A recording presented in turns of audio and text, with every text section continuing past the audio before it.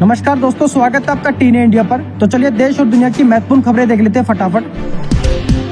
CM योगी ने बागपत में अजीत सिंह की प्रतिमा का अनावरण किया और 351 करोड़ की 381 विकास परियोजनाओं का लोकार्पण किया। उन्होंने महाकुंभ में गड़बड़ी करने वालों को सख्त चेतावनी दी। योगी ने पुलिस भर्ती में पारदर्शिता की बात कही और बागपत में मेडिकल कॉलेज, इंडस्ट्रियल कॉरिडोर व सड़कों के विकास की घोषणा की।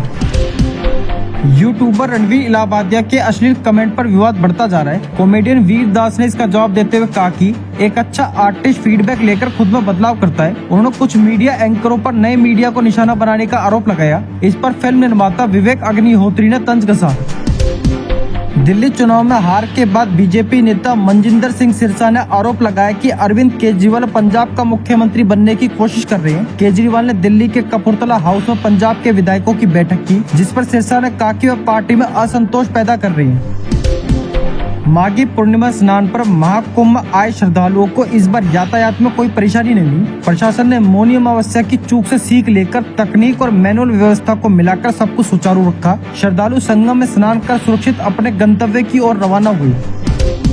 शेयर बाजार में लगातार छठे दिन गिरावट के साथ बंद हुआ। सेंसेक्स 122 अंक गिरकर 76,171 पर और निफ्टी 26 अंक गिरकर 23,045 पर आ गया। 4 फरवरी से सेंसेक्स 2412 अंक और निफ्टी 694 अंक नीचे आ चुका है। कुछ कंपनियों के शेयर गिरे, जबकि टाटा स्टील और बजाज फिनसर्व जैसे कुछ शेयर बढ़े।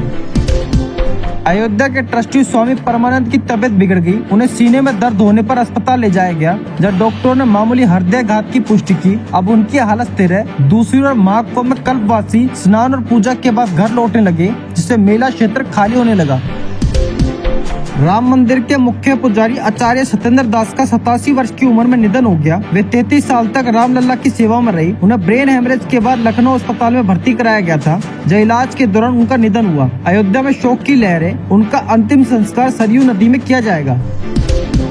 महाकुंभ 2025 में नॉर्वे के पूर्व मंत्री एरिक सोलेम पहुंचे और इसे दुनिया का सबसे बड़ा मानव समागम बताया। उन्होंने कहा कि ऐसा आयोजन न अमेरिका, न यूरोप और न ही चीन में हुआ है। 40 करोड़ से ज्यादा श्रद्धालु संगम में स्नान कर चुके हैं। योगी सरकार की व्यवस्थाओं से वे प्रभावित हुए और इसे जीवन में एक बार मिलने वाला अनुभव बताया। पटना में नई सड़क परियोजनाओं की सौगात मिलने वाली है। गोला रोड, दीघा खगोल नहर रोड, एम्स नौबतपुर नहर रोड और पटना सिटी की कई सड़कों को 4 लेन बनाया जाएगा। इससे जाम की समस्या कम होगी और यात्रा आसान हो जाएगी। सीएम नीतीश कुमार की प्रगति यात्रा के तहत ये योजनाएं जल्द शुरू होंगी। सिवान में अपराध रोकने के लिए पुलिस ने अचानक वाहन चेकिंग अभियान चलाया। पुलिस को देखते कई वाहन चालक घबरा गए। सिवान छपरा सीमा पर गाड़ियों की जांच हुई, जिसमें शराब, हथियार और अवैध सामानों की तलाशी की गई। एक ऑटो चालक भागने लगा, लेकिन जांच में कुछ संदिग्ध नहीं मिला। पुलिस ने बताया कि यह अभियान रोज सुबह शाम चलेगा।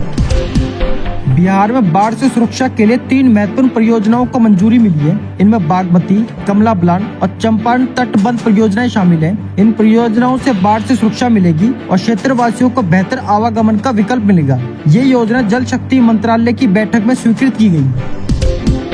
बॉम्बे हाईकोर्ट ने केंद्र सरकार से पूछा है कि प्लास्टिक के फूलों को प्रतिबंधित प्लास्टिक वस्तु की लिस्ट में क्यों नहीं डाला गया। कोर्ट ने सरकार से पूछा कि क्या प्लास्टिक के फूल रिसाइकल हो सकते हैं या बायोडिग्रेडेबल होते हैं। यह सवाल growers flower council of India की याचिका पर उठाया गया है, जिसमें प्लास्टिक के फूलों पर रोक लगाने की मांग की गई थी। महाराष्ट्र के उप मुख्यमंत्री एकनाथ शिंदे को महादजी शिंदे राष्ट्रीय गौरव अवार्ड मिला है। यह अवार्ड एनसीपी नेता शरद पवार ने दिया। इस पर शिवसेना सांसद संजय राउत ने कहा कि ऐसे अवार्ड खरीदे या बेचे जाते हैं। उनका यह बयान अवार्ड मिलने पर गुस्से में था।